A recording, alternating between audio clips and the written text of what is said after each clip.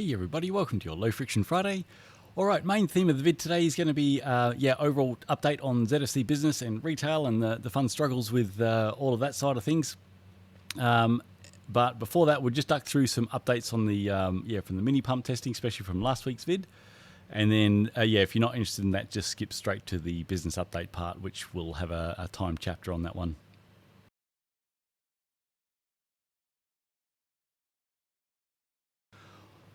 All right, thanks to all those who watched and had some great comments and input on last week's video with the Cycloplus Ultra versus the Silka Electrico Micro. Couple of quick updates just from that video. Firstly, I had forgot to mention in the video that no red flags at all about the Electrico Micro being manufactured by Cycloplus. In my mind, because I've known that Cycloplus have been manufacturing Silka's pumps for a fair while, and Silka had over the last, I think about probably 6 months, been pretty open about that. I just had it in my mind that it was sort of known knowledge, but obviously that's a bit silly because a lot of you may not have known. So when I was highlighting that they were basically identical inside, that was not to make a red flag that, hey, I think Cycloplus are making Silka's pumps. They are making Silka's pumps just to Silka's specifications. So, not a red flag around the manufacturing the Electrico Micro, and I should have mentioned that in last week's video, but I forgot. Since the video, Cycloplus themselves have reached out and looking to chat more about the test protocol that I'm using here. Also very interested in because really I'm the only one, at least that I know of, that's testing these through until they die and tracking their performance, how that holds up over the life cycles, so that we can see if X brand or X models of pumps start off quite well, but after a relatively short time are suffering fairly significantly with their performance degradation due to typically it'll be the seal performance not holding up, versus other pumps that are able to hold strong for a lot of test cycles. So obviously with the level of testing that we're doing here on that front is just not something that any other media and so on is doing, where it's pretty much just the upfront performance and how they are to use, and then hope that things hold on from there. Really groovy part of the chat was they're looking to bring in-house or do in-house life cycle testing, either the same or extremely similar to the life cycle testing that we're pumping them through here. So a little bit like I've seen in the lubricant space, where a number of manufacturers now have brought in-house either exactly the same test protocol as what I do for the main test and single application longevity testing, or something very similar to, after having sort of nice chats and running through the full test briefs and protocols. So it's great to see when manufacturers are open and really proactive about adding extra things that they can look to make their products more awesome, and how they're assessing their product performance. And these things are always obviously more enabled to happen when one's testing protocols are completely open and shown. Something that is a fairly stark contrast to someone else you may know in the cycling space. A fun topic we're going to revisit in 2026. Last fun bits on that, I have had contact by Trek Australia they're going to be sending in a one of their, the Air Rush, I think it is, pumps. I was expecting that by about now, but hopefully it won't be too far away. Another company called Airbank looking to send in theirs. So as this continues to build, it will be great if we get more pumps proactively sent in by manufacturers versus me having to buy them, because buying them is at the moment a costly expense for what is a very small little operation here. Selling chains and lubricants, there's just not a lot of margin in that, so the little amount that we get from the retail side, which is getting to be a very tough business, something we'll duck to on the next topic. Hopefully as this side continues to just get built out, will become a bit of a go-to for manufacturers to send their pumps in, like we do with lubrication tests. So fingers crossed.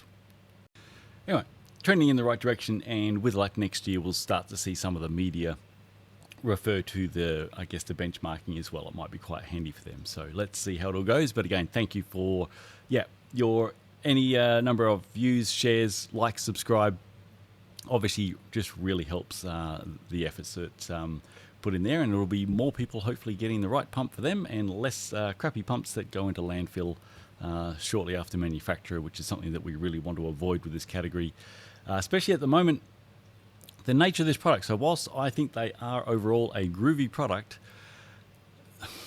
not many people, or my fear is that not many people are disposing of them properly when they do reach end of life.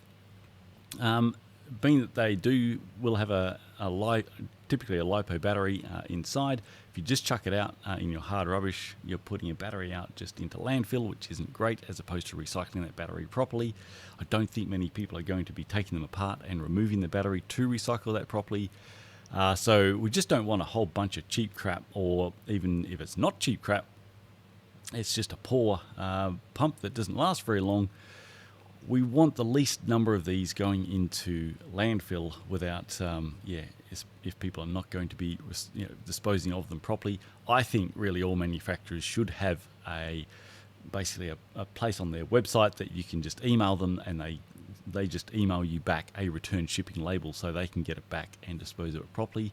That's not perfect because there's more shipping involved then and more emissions with that. But the main problem I sort of see at the moment with these products is that because they are highly useful and therefore just ever more popular, manufacturers, it will be great if they can work out a way to get the seal replacement, service and repair aspect of these going, especially for the premium pumps. But by the nature of them, I really think we need something around proper disposal, because there's a lot of these out there now, which means a lot of them going into landfill with the battery still inside, and that's not awesome. So something needs to be worked out, I think, with bike stores or whatnot, where people can take them and just easily dispose of them. A bit like you can go to a shopping centre, and sometimes the supermarket has a spot just out the front where you can put your batteries, and they will then take care of getting them to the right place for recycling, as opposed to you throwing your batteries out in landfill. Something like that we need to make progress on, and we're going to be focusing a lot on that side of things next year and seeing what progress we can just play a small part in trying to help drive, because at the end of the day, if more people put focus on that, the more likely is manufacturers will start to do something.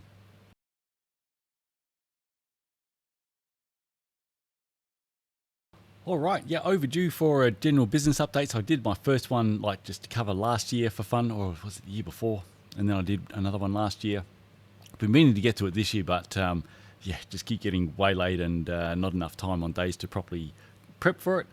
Don't have time to properly prep for it today, so I'm just going to ramble through the main points. We'll just riff it. Here we go. So this year's a bit of a fun one. So we dropped pretty much 90,000 in revenue versus the previous year, which is about a 25% drop. This was pretty much, I always expected would be inevitable. I've got a few main suspects as to what's behind the big drop this year, and we'll run through those for fun. But some of them were inevitable, and some of them I think maybe a sign of the times, and also some other interesting changes in how the industry works. So let's have a look at just a few of the fun business challenge aspects that we've been having, and let me know what you think as well.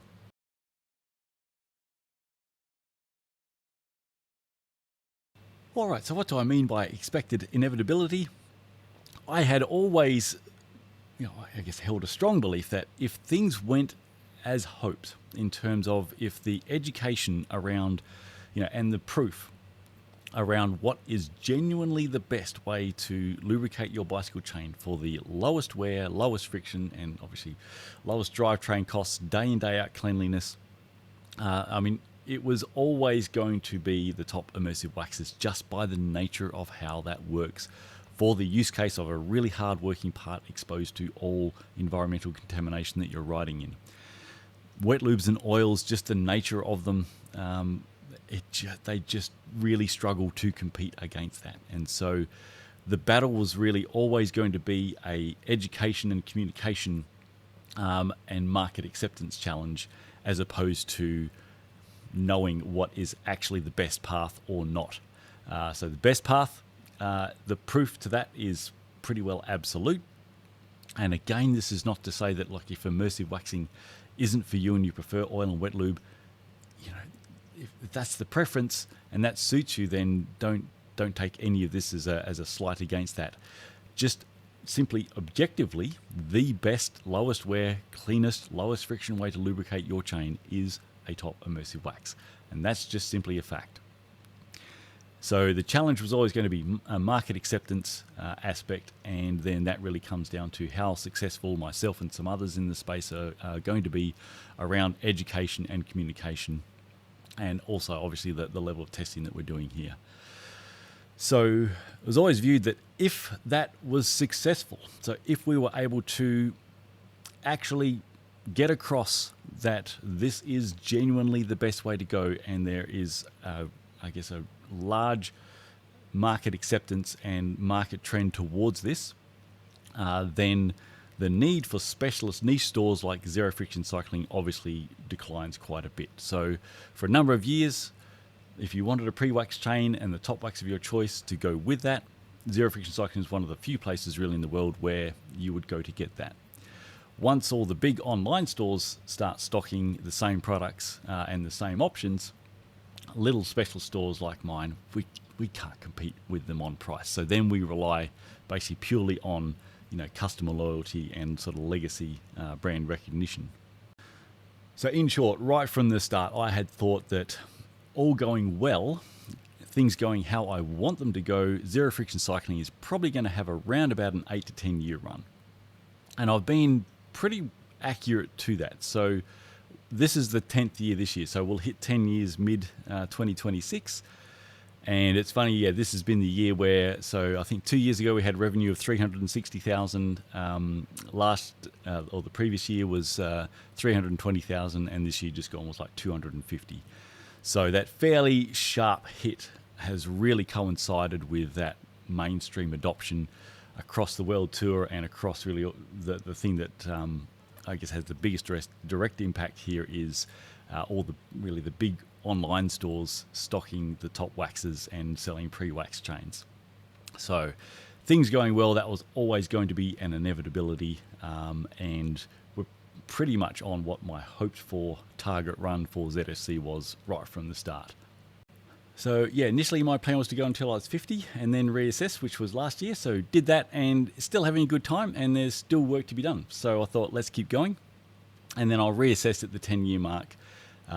And whether or not we keep going, but we make some changes around the business, and that I sort of, changes that enable me to have more time for some other things and a little bit, less resources having to go into trying to keep everything running here. But we'll cross that bridge. We're still, having a good time, and there's still work to be done, but it is a different business landscape now at the sort of 10 years into doing this than what things were when we started, where immersive waxing was just such a niche, novel, fairly unheard of thing at the time. So it's been an amazing, fun journey, and it's been great to have been part of getting a lot of the world now to a lower friction, lower wear state. So that's been really enjoyable, and thank you to all of those that have really helped make that journey happen as well. And but it's good times, it just changes now, and we'll keep reassessing things really probably every 6 months as we go.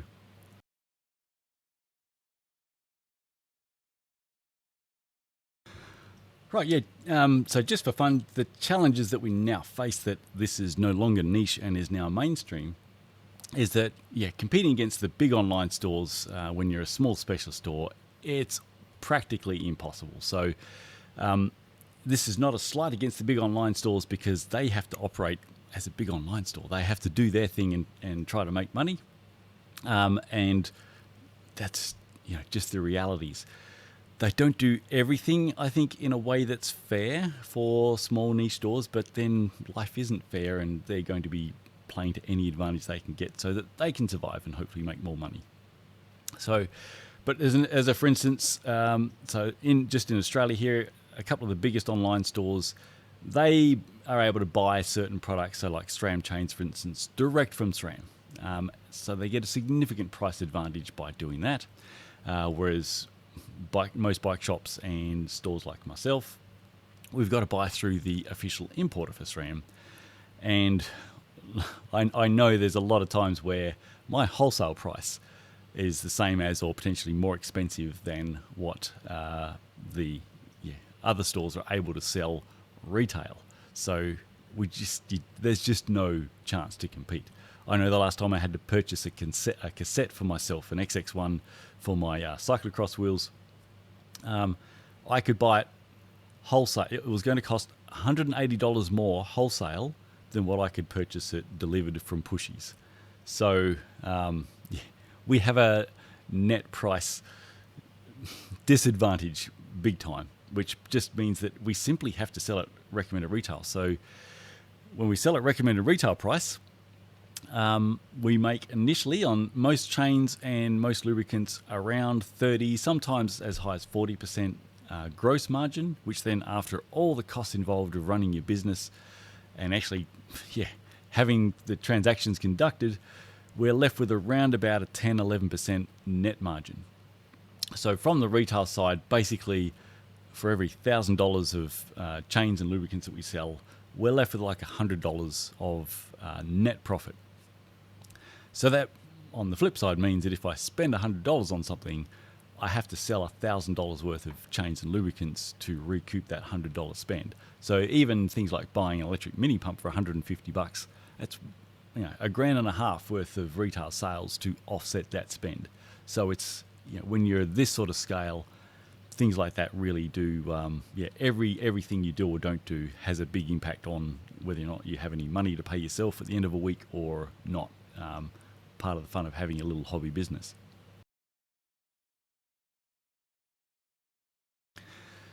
So a big aspect that makes it very hard to compete as well is that obviously the big stores sell a lot of stuff and we sell only a very narrow range of stuff.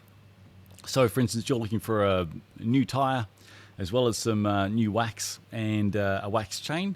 If you can get all of that from the one place, potentially some of those products selling less than the recommended retail price and with free shipping, that's a very attractive option for most people's household budget, as opposed to buying, say, just the tire from the big online store and then going to somewhere else, paying recommended retail plus shipping for your wax and wax chain and doing 2 transactions that way. So when these stores sell just about everything in cycling that you can just go and get at a great price and with free shipping, again, it just makes it tougher for how many people are left over to come shopping at a specialist niche store, pay recommended retail plus shipping on top of that.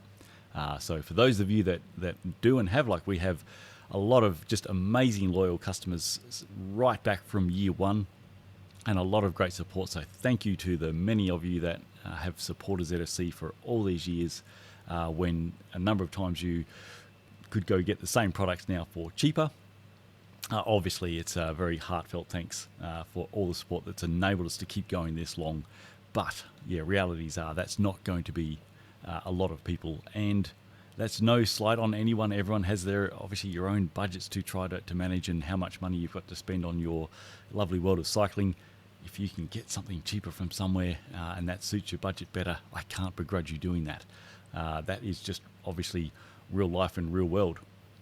But as always, like with local bike stores and so on, if you want them to be there long term to some degree, if there's any ability to help support them so that they can stay, then obviously that helps them stay.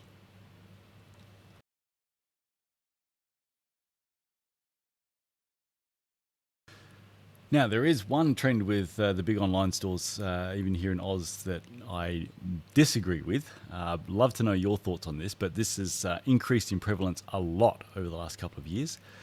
And maybe it helps them make more money, but I don't think it's helpful for to the customer, and it certainly doesn't help the smaller stores be able to compete on any level. Let's have a look at that. All right, so take note of this here. So this shows Zen Stock with their supplier warehouse, order from supplier. I had this actually have some fun for myself leading up to the state titles. I had ordered a more grippy front tire for the race, like a month out. And I was contacted that day via text to say, "Oh, it's in stock with our warehouse. It'll ship in 5 days." And I was like, seems like a long time to get something out of your warehouse, but okay, I got plenty of time. 3 weeks later, I contacted them to say, "Hey, I still haven't got it, and I'd ordered this priority." And they're like, actually, yeah, sorry, that was shipping directly from our supplier. It's the supplier warehouse, and they're actually out. Sorry, we don't have full, obviously, transparency on the supplier's stock numbers, but we're meant to get an allocation, but there was some error, and yeah, we can't ship it. And so I did not have my tyre. What this all means basically is they're basically being drop shippers. So they are not actually physically stocking the product. When they get an order, they then go to, say in this case, Victoria, the Victoria stockist for Australia, and say, "Oh, hey, can we get one of these and we'll get that shipped to this customer, please?" So when you don't physically have to stock the product, it's obviously cheaper and easier to stock basically everything in the world. You can just list practically every product where you have some relationship with that brand in Australia, listed as in stock, and then when someone buys it, you contact them and hopefully they actually do still have some stock set aside for you that they can directly ship. We can't do that. Like, we have to physically buy stock and have it here sitting on the shelf, costing money, and then when an order comes in, we have the stock and we get that shipped out to you. It is a very different playing field when a business has to actually stock what they sell versus businesses that can list everything, get an order, and then hope they can get it from their supplier. They haven't actually paid to purchase it and have it in stock themselves ready to ship out. That's a trend that I really dislike, and I don't think it does the best job for the customer either, because even if you order this priority, it's going to ship in typically 2 to 5 days, and then you just have to hope they actually can do that. In my case, on this exact tire from this exact place, this is the exact purchase I made, and a month later, I had no tire.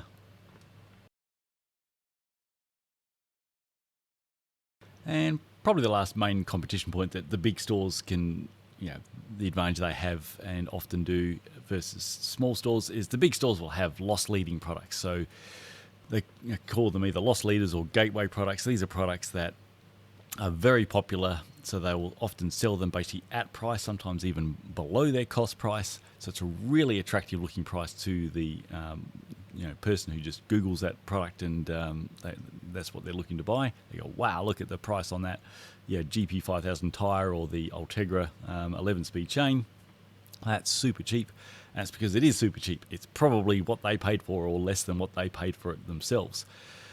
When you sell a lot of products, you can take a loss on your loss leaders or products that are going to bring somebody in through the front door of the gate, and then hope that, on average, because on average this is what happens, people add a bunch of other stuff to their carts and products where they actually make some decent margin on, and that offsets the loss leader, and happy days for them. So again, when you sell a lot of products, you can rotate through and choose which products are going to be your loss leaders to get people in, and then make up the profits on others.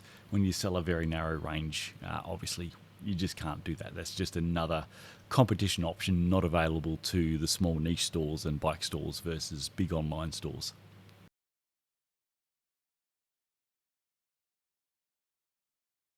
So, summary on all that, the big stores, basically, they can get cheaper prices on the product because they either through volume order or they're able to purchase direct from the manufacturer and bypass that country's official importer, which everybody else has to go through, and therefore they cut out a middleman layer. They just get them cheaper to begin with. The shipping volume means that their shipping rates, they can offer free shipping, and just their shipping costs on what they may have to pay are a lot less. They can be now doing drop shipping, which is not awesome. So easy to stock when you don't have to stock it. And also, loss leading, rotating through very attractive products, prices to bring people in. It's just the nature of the world. Big business has advantages over small business. It's why there's Costco's and Walmart's and Audi's and Woolworths and Coles and all that. Do we want that in cycling as well? that at the end of the day is going to be up to the market. But yeah, just as a bit of a heads up, that is the landscape now that these big online stores are stocking the same product that used to be really a nice niche domain for a specialist store. When they bring that out of specialty into the mainstream, which was that was the always hoped for goal. So this is not a shock or surprise. This is exactly what I believed was going to be the case if all went well in that sort of 8 to 10 year time frame, and that's exactly what has occurred. And look, overall, that is awesome because more people are able to get their top wax and wax chains and wax strip to go with it from the gun, from a whole lot of places now, a whole lot of options, and at a price that suits. So it's just, overall, it's an update on that, basically that exact cycle that we expected to see if things went well. We're in that sort of latter part of that cycle now.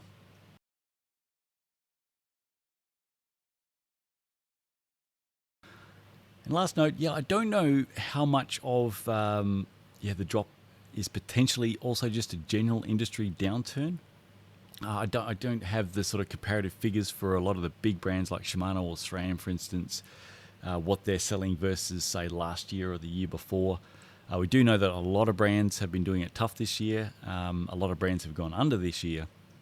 And so, whether or not there's a bigger just issue at play as well, like potentially if things were industry-wise the same as they were a few years ago, whether the decline due to the big online stores stocking this product now and it being mainstream, stocking what we sell and it all being a mainstream thing now versus it being in our specialty, whether or not we would see a 30,000 revenue decline or a 50,000 versus a 90,000, it's hard to say, but it's potentially that's part of it as well. So just make note of that. It's not all to blame, I don't think, on it just going mainstream, but that is definitely going to be a decent chunk of it regardless.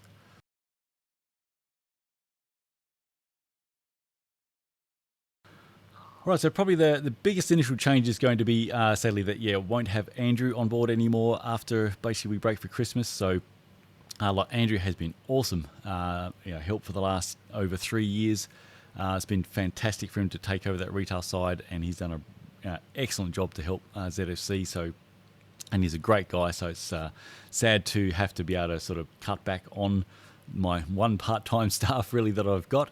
But unfortunately, just the retail revenues and margins aren't there to be able to keep a retail person going. So I'll have to take that back on myself and then just juggle that like I did before I put Andrew on, where things just got too busy for me to do everything at once. It's going to go back a little bit to sort of how that was, I think, where juggling the lot will make me pretty busy. But it's not quite busy enough to be able to afford to keep a staff member on.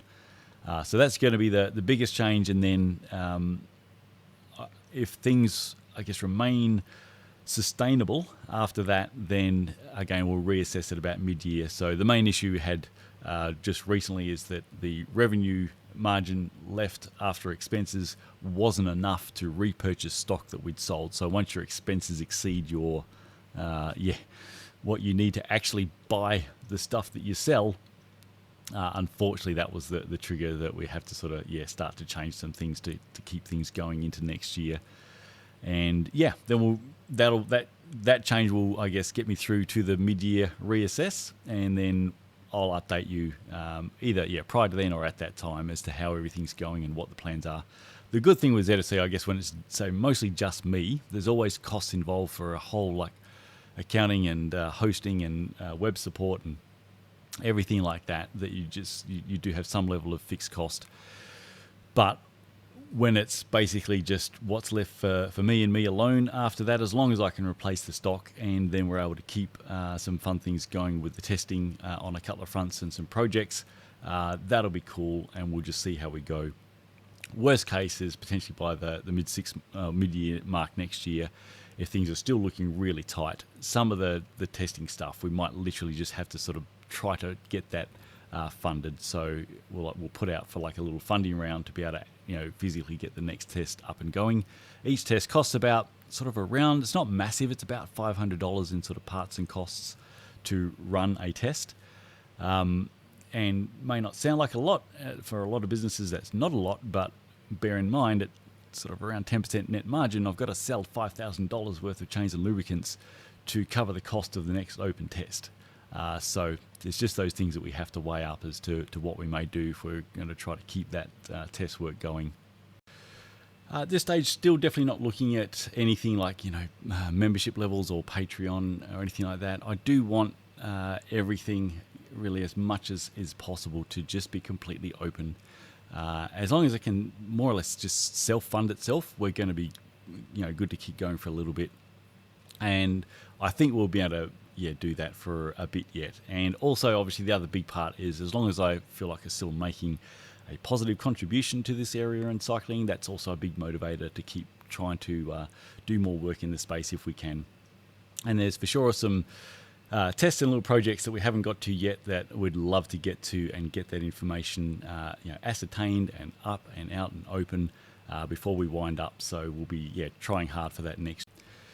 So all right, stop rambling. I'll update in probably be about mid-2026 to see where we're at and how things are ticking along from there, and for able to keep going for another 6 months or a year or whatever it may be. And as much as I can, I will keep ploughing away on getting some groovy testing and information out on now a couple of fun fronts.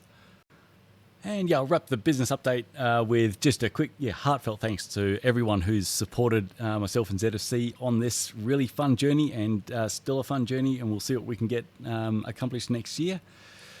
But whether you're a new ZFC customer or follower, this week, or you've been with me since the nearly a decade now, you've enabled me to do the work that we wanted to be able to get done to help the drivetrain friction world move forward in this area, and the fact that waxing is now mainstream is a huge testament to that we've all been really successful.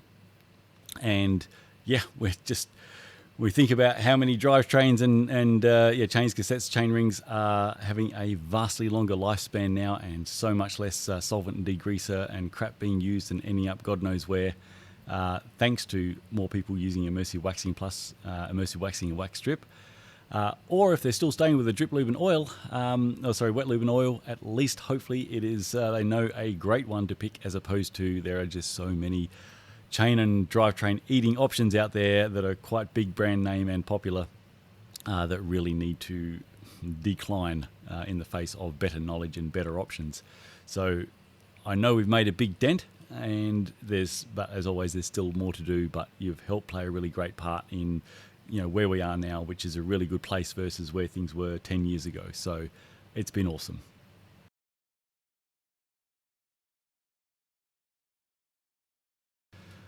Lastly, to finish up, just to let you know, I'm going to be a little bit all over the place the next few weeks leading up to Christmas. Little guys off on school holidays as of end of school today.